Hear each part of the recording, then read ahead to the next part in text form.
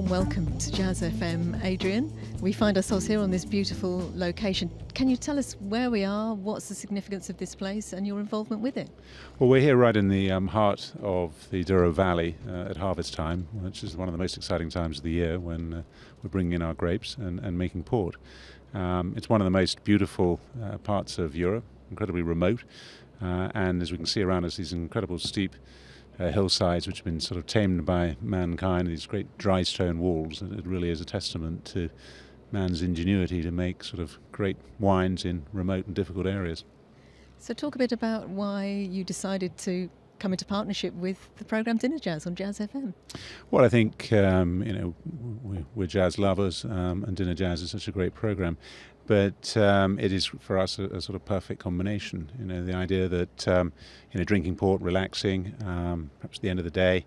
I always tend to think of port as the oil of good conversation, and this is the moment with relaxing music and a good glass of port, just to chill down after a busy working day.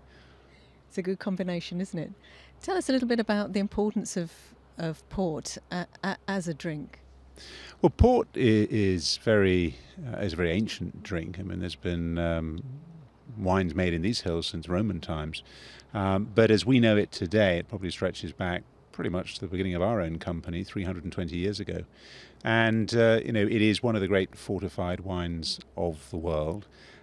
It's this process, as we'll see when we look around the winery, of taking these amazing grapes and then treading on them or vinifying them, stopping that fermentation by adding the neutral grape spirit and making this incredibly rich drink that is very, very long lived. For us, one of the great excitements is that port has many, many styles, and I know that we're going to explore and share a number of those with you over the coming weeks, just demonstrating how just from these same vineyards we can produce wonderfully varied styles of port. So why do you think jazz and port is such a good match?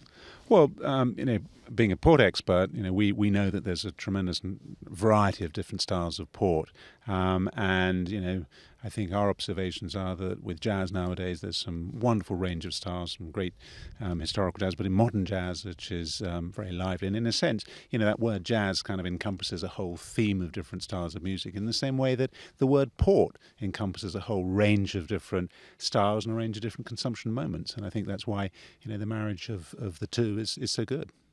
And I suppose jazz is so varied, isn't it? But it can put some people off. They think, I need to know about it in order to enjoy it. And I suppose with port as well, it's a very technical thing and there's lots of things you can know about it. But actually to enjoy it, you don't need to, do you? Well, I think that's right. I think that's true of all wines. You don't have, you can take a very intellectual approach to it and that perhaps closes down a bit of the fun. I mean, after all, we enjoy a glass of port in the same way we listen to jazz because we want to relax and enjoy ourselves and have fun. I mean, what's life about if it's not about having fun? So, from our point of view, we would see the fact that a consumer coming to port, might want to learn something in the same way someone coming to jazz might want to learn about the different styles. But you know what? You don't really have to deeply think about it. You can just go with the flow. And enjoy.